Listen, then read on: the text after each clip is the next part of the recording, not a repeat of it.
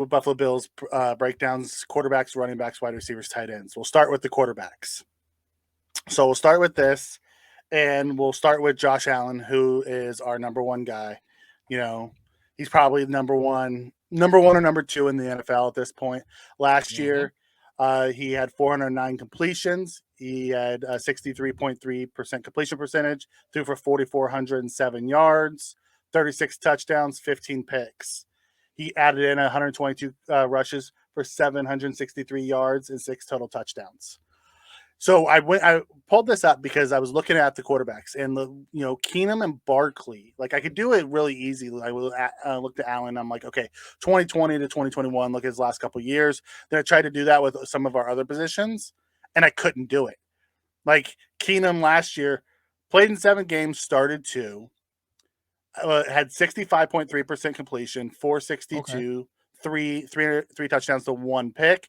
He also was 2-0 as a starter. So perfect backup numbers. But you go back to 2020, his numbers, were kind of similar. So I'm like, let's look at career-wise. What are we getting in Case Keenum? Because me and you had this big argument last week. Yeah. About, is Case Keenum good enough if something happens to Josh to still lead us into the playoffs? Mm-hmm. For a whole season. Yeah, for a whole season. Okay. Case Keenum is a career 62.4% completion percentage. He's thrown for 14,000 yards, almost 15,000 yards, 78 touchdowns to 48 interceptions. He is an above average backup.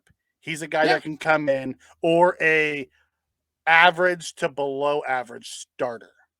When he's had a good team, he's been able to put up good numbers. So you go back to when he played for Minnesota and he was the starter. He went 11-3 in the games he played and took him to the AFC Championship game. But then you go look at what he did with Denver, who was a rebuilding team. What he did with the Commanders at the time, who were a rebuilding team. He went like 8-17 or 7-14 or something like that during that stretch, and he didn't look all that great. And that's why you're like, oh, Teddy Bridgewater's better than him. I'm like, no, he's not. Well, I'd have to really. I guess I'm not going to totally debate with you because, I got to find his stats.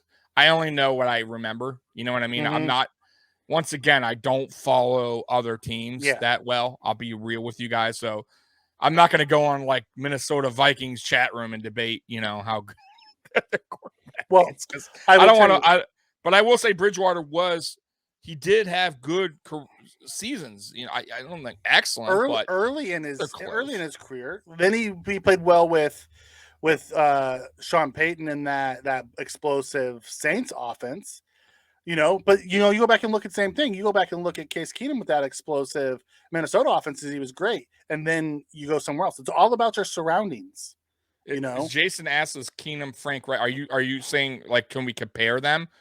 That's tough. I would say no at this point because I honestly don't know until I see him as a backup. I know what I saw from Frank Reich, and Frank Reich was the real deal. Can Keenum rally us from a 35-point deficit? I don't know.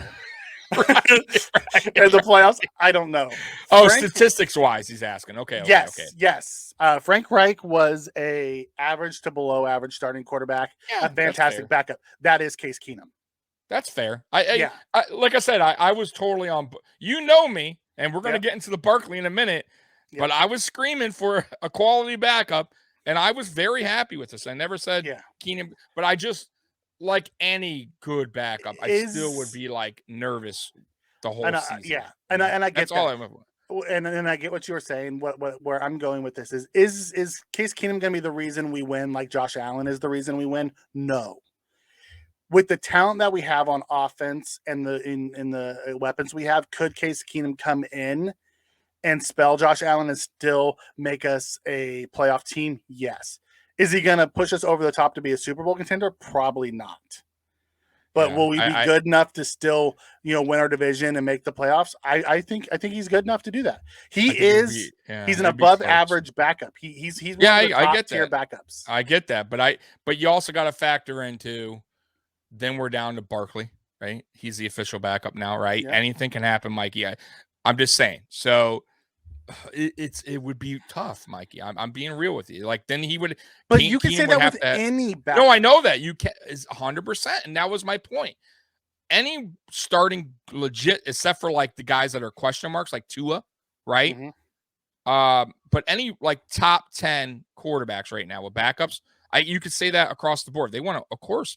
If Patrick Mahomes went out, I don't know if they're making a playoffs. I have no idea who their backup is, but right, you know what I'm saying? Like, can he lead that? I don't know. They thought the same thing when in Philadelphia when Wentz went down. He was playing at MVP level. He was probably going to be the MVP, but that wasn't a whole season. Foles. Yeah, but that was towards the end of the season. They already made the playoffs. Yeah, Nick Foles came in for a playoff run, and it was one of those Nick Foles moments where I think he did it again, right? He almost got them when he came back in for the playoffs. So it's just it's kind of like a big shot Bob kind of deal with Foles, right? Right spot, right time. I guess if he's on the right team, yes, he's fits. Right. However, I do think Keenum is good enough to still get us to the playoffs because he won't be the reason we lose, but he won't be the reason we win. He'll be a guy in the cog. He'll make the right reads. It says it. He's 62 isn't that impressive, but it's fine. It's fine. I think it's right around league average. Yeah, that's fine. I'm not hating it. I'm not hating it. 78 to 48. So touchdowns to interception ratio. So he tells me that he makes the right decisions and doesn't put the ball in harm's way. And with the players that we have, and hopefully with the renewed run game and defense we have, I have a feeling that he could. I don't want to see Josh go out at all. This should be an argument for nothing. It's just in theory. Right. This is a theory because Allen, he ain't going out. At the end of the day, Case Keenum, I think, is good enough to get us, to make us where we aren't going to lose because of him. That to where Matt Barkley, on the other hand, I will tell you, you cried when we re-signed him, and you're like, no, you were so mad, and I didn't understand why you were so mad until I pulled up his stats. By the way, shout out to Simple to Own. That is my job, guys. That's where I work. It's my boss. So what's up, buddy? Ahead, nice. Yeah. So Case Keenum, I had to go back to 2020 for the last time he played in the game. He played in 5 games for the Bills. He didn't start any. He had 21 passes. He had 52.4% completion, 197 yards, 1-1. But you look. Amen to that, by the way. Right? Yes. Right?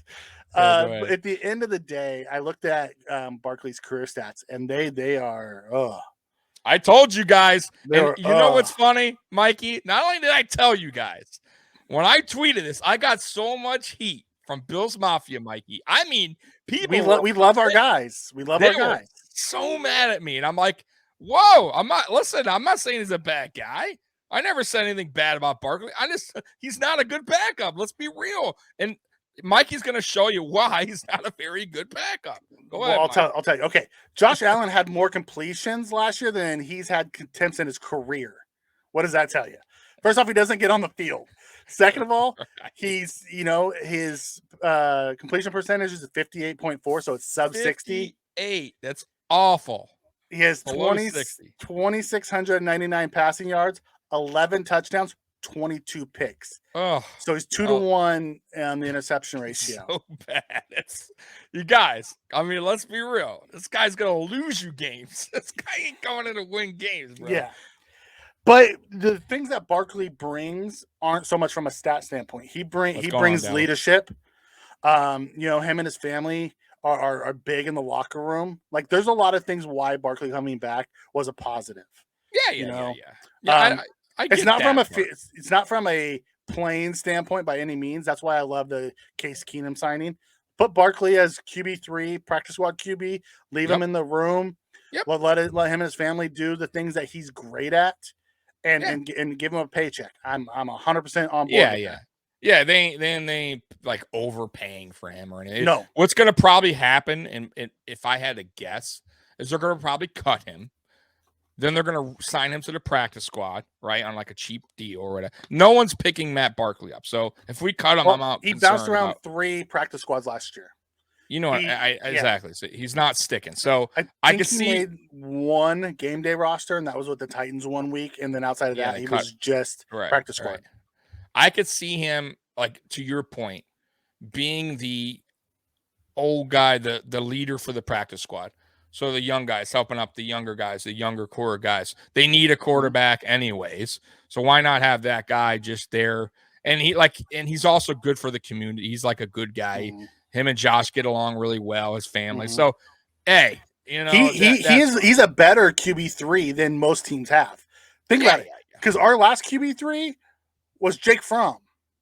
He's better than Jake Fromm. Robert coming in here.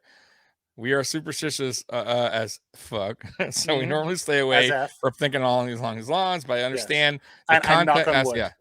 Yeah, dude, 100%. Like, this is just us just going over because we have to. You know, we have to know who our backups is. You know, that's the reason why you go get a quality backup just in case.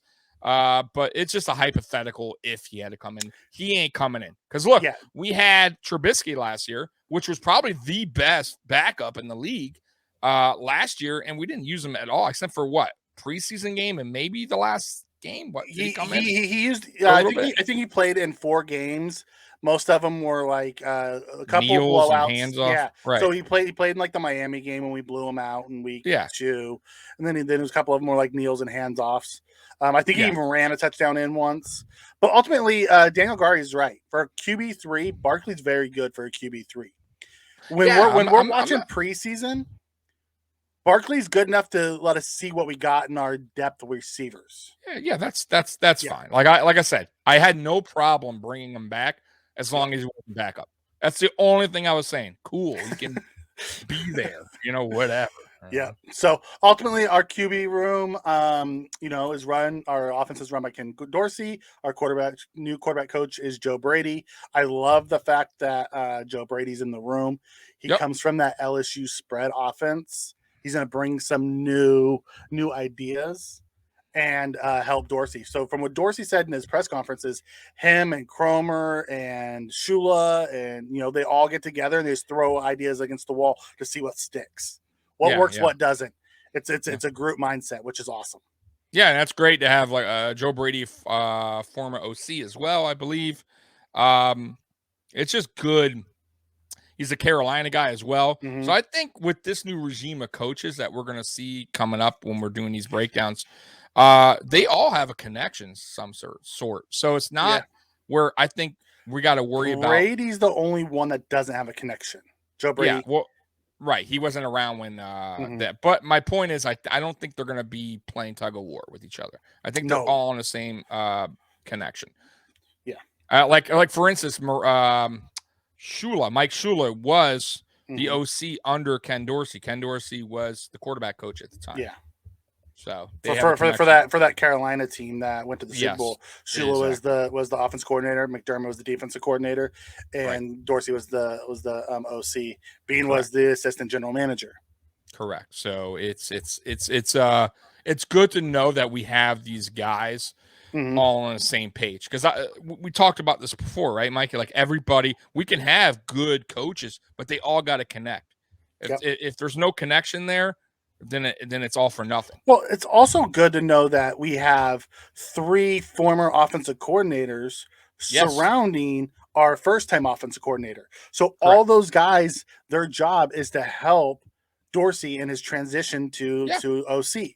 So we have Joe Brady, who's our passing game coordinator and quarterbacks coach. We have Aaron Cromer, who's our offensive line and run game coordinator. And then we have Shula, who is a senior offensive assistant, who basically was already Dorsey's mentor and is now sitting next to him, telling him, okay, this is what in case any questions pop up. Right. Meaning Barkley's wife. Yeah, I remember the college game when the guy was like, the commentator was. That wasn't Barkley's wife. That was AJ McCarron's wife. No, Barkley too. I thought Barkley had that situation, or was it? No, I thought Barkley had this. I could swear Barkley had something like that too. Barkley's wife. Barkley's wife is the one that brings like all the all I the know. Bills wives together, and Yeah. brings it very family. No, Yeah. I know. I was Brent Musburger, I think it was, that was talking about AJ McCarron's wife during the national championship game. How pretty she was, or what? Yeah, yeah. So, anyways, that's our quarterback room.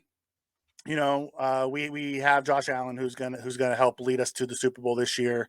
As Robert says, let's get back to daydreaming about Allen bringing us that Super Bowl. It's not gonna be a Yes, daydream. sir. The No, mission it starts ain't a now. date. Yeah, Mission starts now. it's happening. It's happening. So just buckle up and get ready, because Yep. I'm telling you, man, they built this team the right way, man. Like, they had a plan and they're sticking to it, and we are favored for a reason. Josh Allen is getting noticed everywhere. And by the way, real quick on the golf thing, I do got to say, when is the last time a Buffalo Bill quarterback was center stage on something so big, right? Like, those are the Jim four, Kelly. right? It's been a long time. So that says a lot from where this team has come from, right? Like, Yeah. look at that. It's wild. Like, We're getting, on the national stage now. yeah, I mean, we're the Super Bowl favorites. We're Josh is the MVP favorite. Sean McDermott's yeah, the Coach of the Year favorite.